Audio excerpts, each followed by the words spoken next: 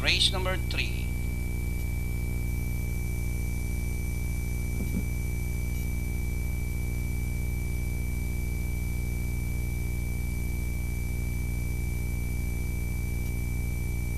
And the race is on. L'armagnac passed to be an exceptional angel. Quattro Supra from the outside. Hasi and Rain Dancer is the early trailer by about 5 or 6 lengths of the leader.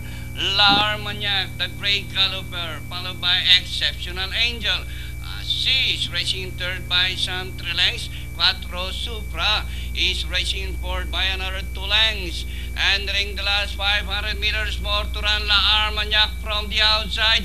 Exceptional Angel down on the inside. Hasi racing third as they swing for home. L'armagnac, Exceptional Angel is now the leader. Exceptional Angel by the rail. L'armagnac from the outside. Hasi and Quattro Supra.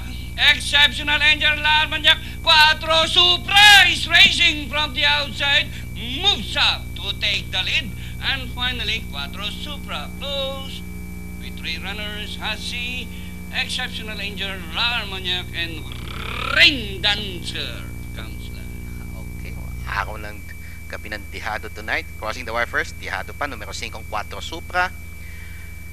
Pairings natin sa 1, 782, sa 2, sa 2, 999, sa 3, 95, sa 4, 750, sa 5, 424, sa 6, 524. XD pairing sa 1, 418, sa 2,